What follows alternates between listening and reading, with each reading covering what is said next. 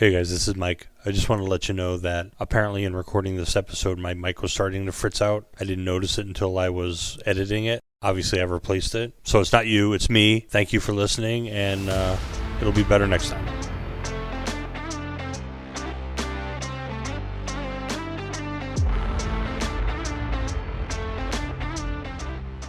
Hello, movie punditry, and welcome to another episode of Random Rewatch. This time we are doing the dark, gritty reboot of Adventures in Babysitting. Tony Scott's 2004 action thriller, Man on Fire. Have you protected a lot of children before, Mr. Creasy? No, you're the first. Do you have a girlfriend? What kind of question is that? Supposed to be studying history. That is history, Creasy history. No, that's ancient history. When life is a commodity, They're negotiating a ransom. I'm gonna go get her. you don't need a saint. The sheep that got lost in my dream. You need a savior. She showed him it was all right to live again. Man on Fire. Hey there, everybody. Thanks for coming back to another episode of Random Rewatch. We're doing Tony Scott's 2004 film, Man on Fire, starring Denzel Washington and Dakota Fanning. This is the first Tony Scott film that I've done. I'm surprised it took me this long because I love Tony Scott. He is probably one of my favorite directors who we lost way, way too soon. If I look at any director's kind of oeuvre and look at a hit-miss ratio, Tony Scott's really up there. He does not have bad films, at least as far as I'm concerned. And then Denzel Washington, obviously great actor who does a lot of great, great work. Scott and Washington worked together 5 times. They did 5 films together, starting in 1996, I think, with Crimson Tide, which is another great film, one of my favorite military genre movies. 2004, this film. 2 years later, they would do Deja Vu, which is kind of a weird sci-fi crime thriller. 2009, Taking a Pelham 123. Take that one or leave it. And then in 2010, Unstoppable, another film which I really, really like with Chris Pine. That's the one with the train that's out of control. So this film is based on a novel that was written by A.J. Quinnell in 1980. The novel, basically the same kind of storyline, takes place in Italy. At the time, in the 70s and early 80s, kidnapping was a big thing in Italy. That's what inspired this novel. Tony Scott tried to option this movie and get it made in 1983.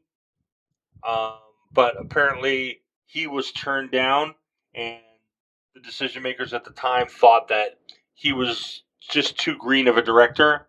He'd only done one feature before that. Had this been after Top Gun, that would have been a completely different story. But this was a few years before Top Gun, and so he was not able to do it. However, French director named Eli Chorqui did adapt this film in 1987. Scott Glenn starred in that, and Joe Pesci. And this was, in fact, set in Italy at the time. Joe Pesci doing the role that Christopher Walken had in this film was a different character name. In that film, the character's name was David. In this film, the character's name was Paul Rayburn. But it basically was the same thing. It was Creasy's, go-to guy, local guy who kind of got him the job. And the two of them had a past. So the character of Creasy would be seen in other novels. It was kind of an ongoing character, unlike in this film, where, spoiler, he dies at the end. Creasy does not die at the end of the novel, and then he goes on to other adventures. I'm not sure if he dies at the end of the 87 film or not.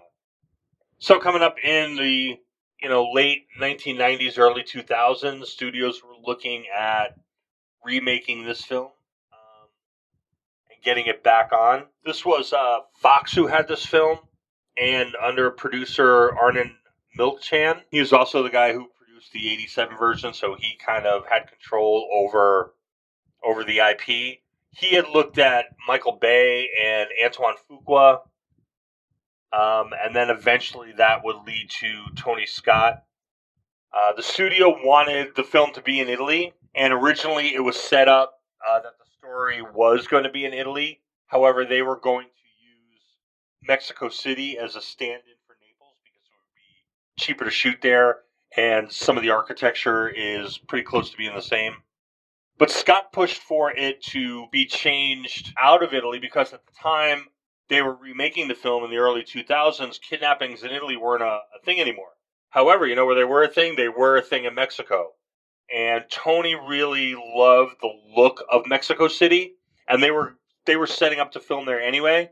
So the decision was made to change the story to Mexico City. The decision was made to change it to Mexican and American characters rather than Italian characters, with the kind of odd exception of Giancarlo Giannini, who was kind of a holdover, I guess, from the earlier versions. And then they had to do a little kind of acrobatics in the script to explain why there was an Italian as the head of the federal police in Mexico. And I guess the story they came up with was that he was an Interpol guy who had gotten hired by the AFI, the Mexican federal police. Other actors looked at as far as Creasy. Originally, they wanted De Niro, and that's probably more when it was still kind of being framed in Italy. They also looked at Gene Hackman. For Rayburn, they were looking at Marlon Brando. That would have been, I don't even know what that would have looked like. We all got lucky with Christopher Walken, who I gotta say, Walken is absolutely amazing in this picture, and he only really dips into Walkenisms a little bit at one point. We'll talk about that a little later when we get into the plot of the film. Christopher Walken, a lot of times now, is just basically playing Christopher Walken. Like in Pulp Fiction, right about the same time, for Pulp Fiction, Tarantino brings him in to be Christopher Walken for that Colonel Kuntz monologue. But in this film, he's not really doing that a lot. As I said, he dips his toe into it a little bit at one point, but he's not doing like the full-on Christopher Walken thing like he did the last film we did with Christopher Walken, and it was Catch Me If You Can, where he kept doing the story of the mice, and he's like, two mice, Frank. So this is I think a really great performance by Christopher Walken, and I really love the scenes back and forth with Walken and Washington. I would love to see, Creasy and Walken, young guys, kind of taking the world by storm. Denzel Washington at this point, I think he's kind of going through like the second phase of his career. You had 1990s Denzel Washington, 1980s and 90s Denzel Washington was kind of young, up and coming, out to prove himself, playing like these firebrands and guys who are just kind of, driving through and pushing through whatever obstacles they have. But then you get into like the 2000s, and he starts off the decade with Remember the Titans, which was a fantastic movie and a great, great performance. Does Training Day in 2001, which hopefully we do at some point. This is where he won his Oscar in Training Day. John Q, he does Antoine Fisher, Out of Time, one of his paycheck movies, which he does from time to time. Coming into this idea of him playing this kind of down and out alcoholic, aging out of his job, feeling weary, world weary characters is kind of a first for him. It's a character that he would play going forward more and more with a decent amount of success. So definitely kind of a little phase 3 or a little phase, I guess maybe phase 3. The very young guys, in kind of his very early films, and then kind of the angry guys in the middle, and now he's turning into the kind of the older, wiser, but kind of weary characters. I don't know. Denzel Washington keeps reinventing himself, but as far as revenge films go, this is a pretty fantastic revenge film. Man on Fire walked so that the Equalizer could run, I guess. This is really Denzel really framing up in that type of a character. So let's get into it. So as we get into this movie, we see this character of Creasy, John Creasy, who is an alcoholic. I think in the books his name is Christian Creasy, maybe, or maybe it's just Creasy. I know in the first film it was Christian Creasy, and in the books he was former French Foreign Legion. In this, he's a ex CIA guy. I mean, they're always ex CIA guys in films these days. And Rayburn is, his old partner, his old war buddy, CIA buddy, who has settled into a nice kind of semi-quiet life uh, in Mexico City. We also have Mickey Rourke as this kind of slimy lawyer. I think Mickey Rourke at one point was trying to get the Creasy role, but I think he's pretty good as this lawyer role. I mean, he wears a suit well, and he comes across as that kind of I'm smarter than you, smarmy lawyer type. He arranges for so the whole thing is basically a scam, basically an insurance real estate scam. So he introduces Creasy to Sammy. He's fine with the fact that he's getting this discount bodyguard in order to fulfill the requirements of his insurance policy. He doesn't seem to be all that concerned about it. Obviously we find out that he's in on the whole scam. And so you have this building relationship with Dakota Fanning and Denzel Washington, and I got to say that Dakota Fanning, for being the age that she is, she's like 10 years old when this came out, and this is her 9th film. So, or her 10th. Let's see, Father Christmas, Tomcats, I Am Sam, Trapped, Sweet Home Alabama, Hansel and Gretel, Uptown Girls, Cat in the Hat, Kim Possible, A Stitch in Time, and Man on Fire. This is her 10th film over the course of about 4 years. So Dakota Fanning is one of those, she's one of those prodigies that they discovered early on and just kind of set the world on fire in terms of everybody wanting her to be in everything. And obviously that's tapered off a bit. I mean, she's still working.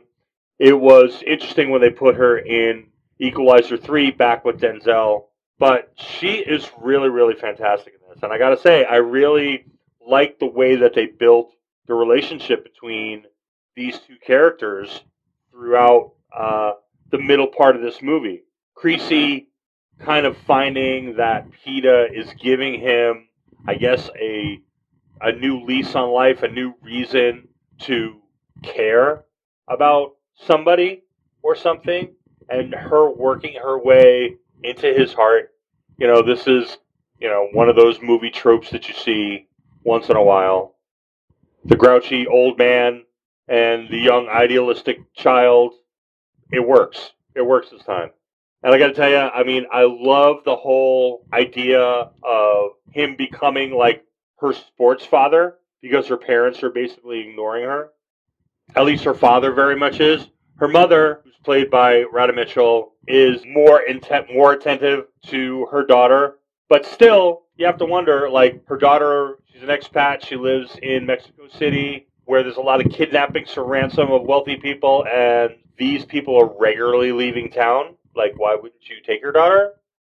You're leaving her with a stranger? But it's what it is. We wouldn't have a movie if it made sense. I love the swim meet stuff. I have 3 daughters. All of them were varsity swimmers. I spent inordinate amounts of time at pools, watching swim meets and swim practices, and I just really love this stuff. It was great. Swimming does not get enough love in movies. It's all baseball, football, basketball, even hockey. Nobody really deals with swimming other than Thornton Mellon and the Triple Indy. And if you got that reference, I'm impressed. Along the way, he gives her some great life advice, The gun is freedom. You don't fear the gun. The gun sets you free. I think that's great. And it's not about the gun as an instrument of violence. It's about the gun, the starter's pistol. She would, like a lot of young people, when the starter's pistol goes off, she jerks and hesitates, and it scares her a little bit. And he's like, no, the gun's not a thing for you to fear. The gun is what releases you. It allows you to jump into the water and do the thing that you are good at. The next piece of advice, you are either trained or not trained. Are you trained? Rely on what you know. Rely on your training. Rely on the skills that you know that you have. finally the bullet always tells the truth. Now we get into the big action movie part of the action movie, the abduction scene, which is incredible, really, really great.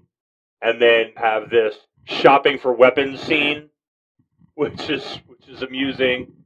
And then Creasy goes off on his tale of vengeance, believing that this girl is dead. And when he makes a promise to her mother, that he's going to kill everybody involved.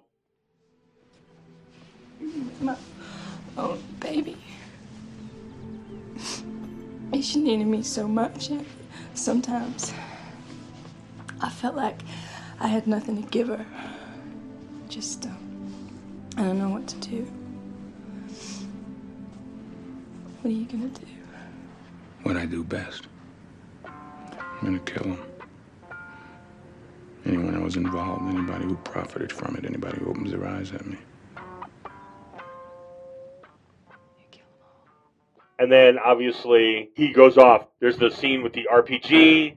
He just walks into some old couple's apartment with a rocket launcher on his shoulder. They're just sitting there eating dinner, completely nonplussed by this. And he begins his hunt. I also love the scene with Manzano and Rayburn, where Manzano is, trying to get some information out of Rayburn on what Creasy is going to do. And Walken leans just a little bit into Christopher Walken and does this whole artist of death monologue, and it's absolutely fantastic. Peter Ramos. It's a number to you, one more dead, but a number. What was she to Creasy then? She showed him it was all right to live again. And the kidnappers who took that away, huh? And they're gonna wish they never touched the hair on her head. A man can be an artist. And anything, food, whatever. It depends on how good he is at it. Creasy's art is dead. He's about to paint his masterpiece. So then you have Creasy working his way through the crew. He goes after Fuentes first, tortures Fuentes enough that he gives up his part of the story, kills him with a bomb in his rectum. The old joke, rectum, it killed him. Hold on to that thought about that, because we're gonna revisit that bomb in a minute and at the end.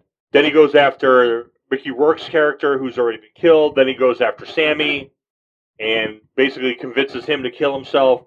Now he's hunting down the other people. We haven't mentioned Rachel Ticotin. I'm not really sure how to pronounce her name, but she was a staple in kind of films like this through the late 80s, early 90s. She was in Fort Apache in the Bronx, Total Recall as Melina, Falling Down as a cop, Natural Born Killers, Con Air, Turbulence. She's been in a lot of these. She was in Law and Order Los Angeles. She played the police lieutenant there. She's one of these just always good at whatever she does. And so she plays this newspaper reporter who is in a sort of relationship with Manzano. And the two of them are kind of helping Creasy on the sly, feeding him information, running plates for him, running ATM cards for him, and figuring out who the players are. And he finally gets to the voice, who is kind of the character, kind of quarterbacking the whole issue. Finds out that the girl is still alive, and eventually makes a trade for her, getting shot and bleeding and the whole bit. And I'm not really sure. He's still got wounds from the abduction, which apparently he's treating by going swimming and bleeding into a swimming pool. I don't really get that, but it's Tony Scott. He kind of does weird imagery at times. And then you have that end bit where he trades himself for her. She goes off with her mom. They say goodbye. She goes off with her mom. He goes off with the bad guys. And then we are led to believe that he dies in the car on the way to meet his fate. I believe the original ending, remember the rectum bomb? The original ending was that he had put one of these bombs in himself. If you remember the scene with Fuentes, there was another one that he showed Fuentes, and apparently he used that to take out all of the rest of the bad guys. But they decided to cut that out, and it was just the scene of him just kind of slowly dying in the car. In the novel, as I mentioned before, he doesn't die, and Creasy goes on to additional adventures. So, how did this movie do? We always ask that question. Budget of about $70 million on the high end, grossed $130 million, but it made a bunch of money on home video, VHS, and then DVDs, about $123 million. So, $250, $260 million, not counting cable revenues, did okay for itself. 39% on Rotten Tomatoes. I do not get that at all. 47 on Metacritic, but then on CineScore, which is an audience score, it got an A-. So clearly, audiences are smarter than critics on this one. I think a lot of the problems the critics had was that it was fairly formulaic, but that it was dark. It took too long to get to the action parts of the story, but then other people complained that it was just kind of by the numbers action torture scenes. So, critics, nobody's happy. Roger Ebert, 2.5 stars. What's the matter, Raj? He said that the movie employs superb craftsmanship and a powerful Denzel Washington performance, but he also said that the underlying story isn't worth the effort. He says we're seduced by jagged photography and editing. We're absorbed by Washington's character, the alcoholic with the past. He cannot forgive himself. We believe the relationship, but then it levels out to a long series of action scenes, double reverse ending, and works like a gimmick more than a resolution. So Roger Ebert was on the side of he liked the story of the relationship with the girl and the whole bit, but then it was just very by-the-numbers action. Other critics said, that story's boring, get me to the action. So nobody's really happy. I do want to talk a minute about what Roger did say about the photography and the editing. This is an extremely stylistic Tony Scott film. It almost gives you the feeling that it's kind of a handheld camera documentary, like a war documentary. It's very frenetic. There's a lot of movement there's always movement in a Tony Scott film of the camera. Tony Scott never uses a lockdown camera, but there's a lot of quick, jerky motion. There's a lot of quick cuts, a lot of editing, a lot of back and forth. It really almost looks amateurish in the way that it's cut, but I think that's very intentional and very, by design, stylistic. Christian Wagner, who edited this film, he's known for this kind of style. Films like Face Off, Mission Impossible 2. With Tony Scott, he did Days of Thunder, Revenge, Last Boy Scout, True Romance, Mission Impossible 2 with John Woo, The Island, and Bad Boys with Michael Bay. He did Fast and Furious with Justin Lin, Fast 5 with Justin Lin, Fast 6, Furious 7, Skull Island. So, these big, fast, frenetic action films, this is right in his wheelhouse. And this is, kind of the heart of that. This really feels like, a Christian Wagner edited film, no doubt. So that's really it. Yeah, Man on Fire. There's people, now 20 years out are really referring to this as one of their favorite Denzel Washington films. I don't know if it gets there for me, but I think it's definitely a top tier Denzel Washington film. And as far as the Tony Scott Denzel collaborations go, it's a top 2, top 3 for me. This is really a great film, and it's a little heavy to watch, but it's definitely worth the time. So that's Man on Fire. We are also working on a project, kind of a special episode for maybe beginning of July. I will talk a little bit more about that as we go on. I'm going to have at least one guest, and we're going to do a special kind of out-of-the-box rewatch. And thank you for listening. Be sure to listen to the main show, the movie punditry show that Rendell and I are doing. And I will talk to you next time.